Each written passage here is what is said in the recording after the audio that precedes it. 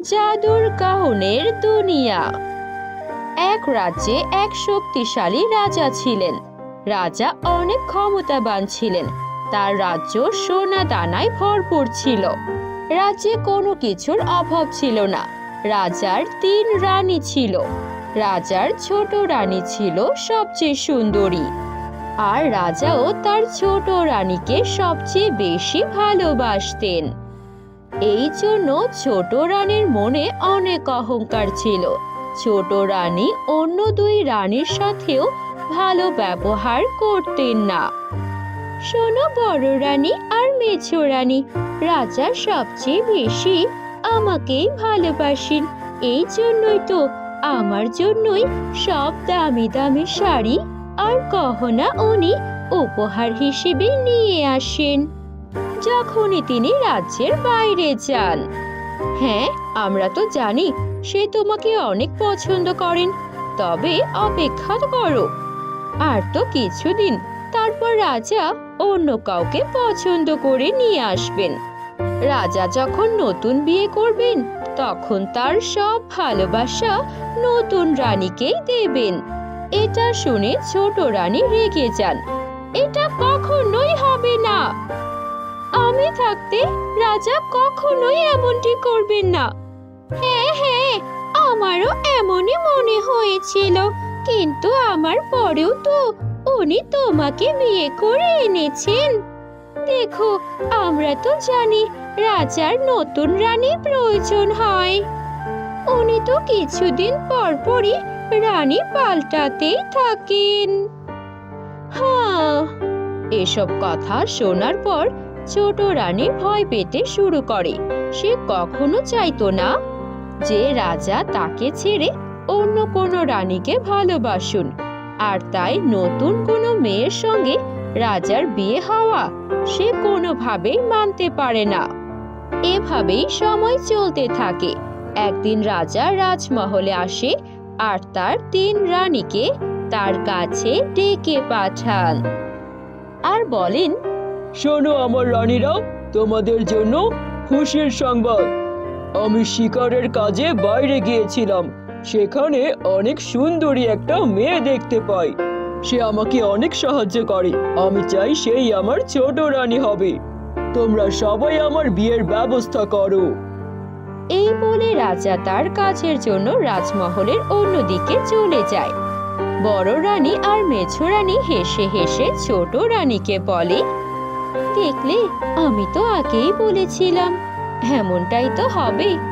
আমাদের রাজা তো নতুন রানীর লোভ সামলাতেই পারেন না।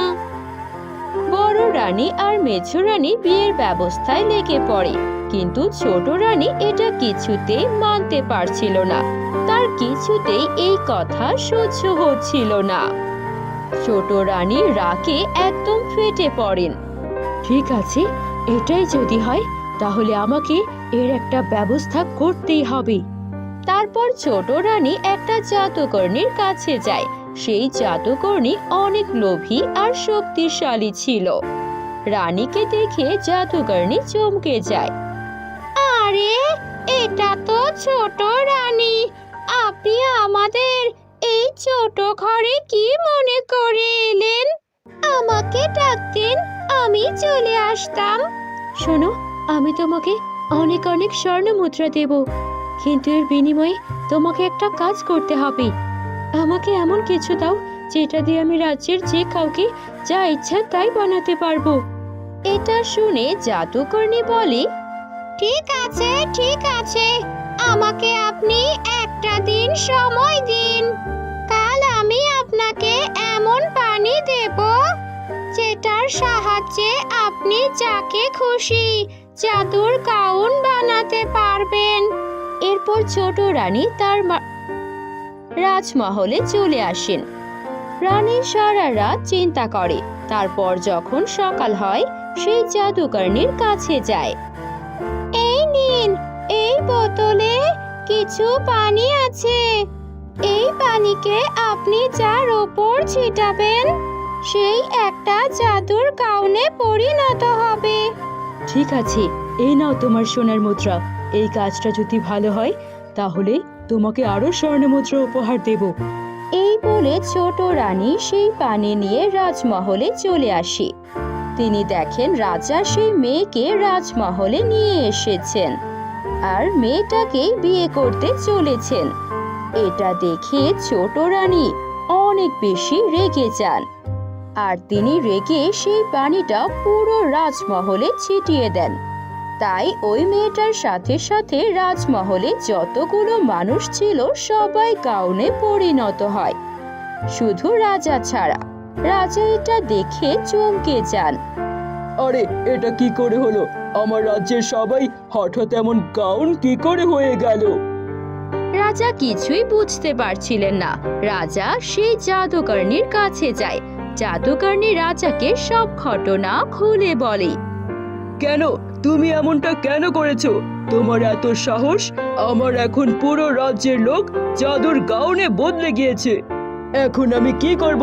জলদি বলো। আমাকে ক্ষমা করে দিন রাজা, আমি তো জানতাম না ছোট রানী এমনটা করবেন। আমার তো মনে হয়েছিল রানী হয়তো কোনো একজনকেই গাউন বানাবেন, কিন্তু ওনার রাগের জন্য পুরো রাজ্যের সবাই গাউন হয়ে গেছে।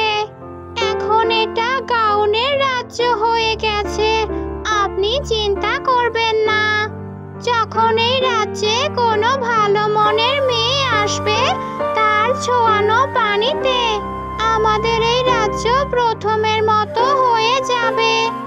কতদিন লাগবে এর জন্য? এই ব্যাপারে তো আমি বলতে পারবো না। হতে পারে কালই কোনো ভালো মেয়ে আসলো, নয়তো 100 বছর পরে। এটা শুনে রাজা অনেক ভয় পেয়ে যায়। এভাবেই সময় কাটতে থাকে। পুরো রাজ্যের চারদিকে গাছ উঠতে শুরু করে আর সেই রাজ্য একটা জঙ্গলে পরিণত হয়। 100 বছর পর মায়া নামের একটা মেয়ে জঙ্গলে ঘুরতে আসে আর তার বন্ধুদেরকে হারিয়ে ফেলে। ঘুরতে ঘুরতে মায়া সেই রাজ্যের কাছাকাছি চলে আসে। আরে, এটা তো একটা ঘন জঙ্গল, এটার মাঝে আবার রাজমহলও দেখা যাচ্ছে। কে জানে কেউ থাকবে কি না। যাই, ভেতরে গিয়ে দেখি, যদি কেউ থাকে আমাকে অবশ্যই সাহায্য করবে। এই ভেবে মায়া রাজমহলে প্রবেশ করে। যখনই প্রবেশ করে তখনই সেখানে রাজা আসেন।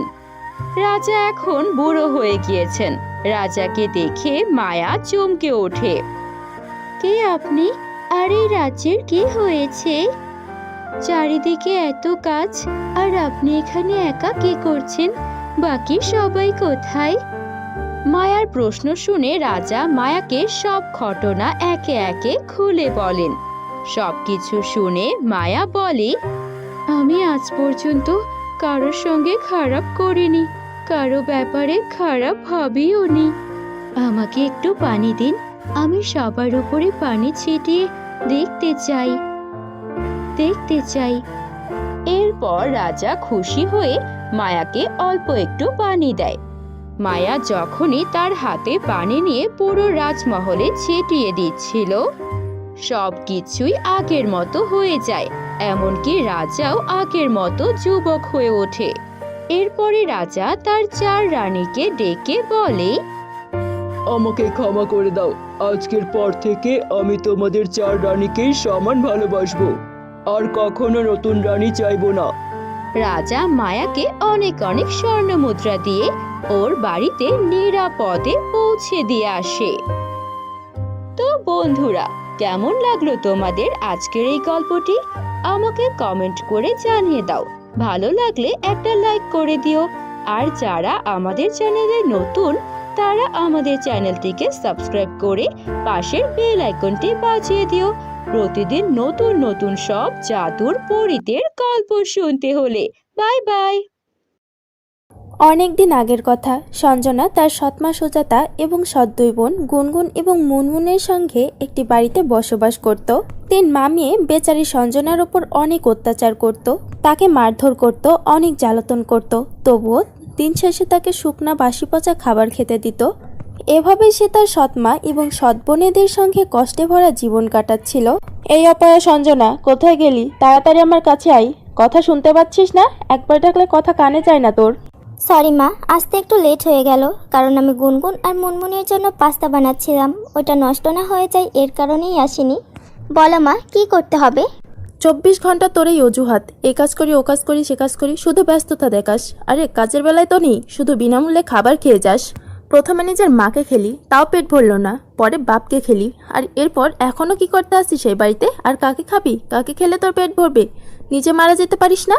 এর চক্করে ভুলে গেলাম যে কেন ডেকেছিলাম। আরে হ্যাঁ, যা আইসক্রিম নিয়ে আয়, আমার জন্য চকলেট ফ্লেভারের আইসক্রিম নিয়ে আসবি। মা, চকলেট যখন আনতেই বলছো তখন আমাদের জন্যও নিয়ে আসতে বলো। আমার ভ্যানিলা আইসক্রিম চাই। আমার স্ট্রবেরি ফ্লেভারের আইসক্রিম চাই। শোন, বেশি দেরি করবি না। মা, আমি কি নিজের জন্য একটা আইসক্রিম নিয়ে আসতে পারি? বাবা যখন থেকে পৃথিবী ছেড়ে চলে গেছে আমি কখনো আইসক্রিম খাইনি, আর আমারও অনেক ইচ্ছা করছে। আমিও কি একটা নিয়ে আসতে পারি? সঞ্জনা এমনটা বলতে না বলতেই 3 মা মেয়ে মিলে সঞ্জনাকে মারতে শুরু করে। এরপর সুজাতা সঞ্জনাকে অনেক জোরে একটি ধাক্কা দিয়ে বলে, আজকাল একটু বেশি রুচি হয়েছে তোর, নিজের রুচিকে সংযত রাখ, আর যেটা দিচ্ছি সেটা খেয়ে জীবনযাপন কর, নয়তো বাইরে যাওয়ার রাস্তা জানিস তো। 1 মিনিট লাগবে না তোকে এই বাড়ি থেকে বাইরে বের করতে। দ্বিতীয়বার আমাদের বরাবরি করার চেষ্টা করবি না। কাজের মেয়ের মতো থাকবি। এই বাড়ির মেয়ে হওয়ার চেষ্টা করলে ভাবতেও পারছি না তোর সাথে কি করব। ছোট লোকের বাচ্চা, আইসক্রিম খাবি? তোর যোগ্যতা আছে?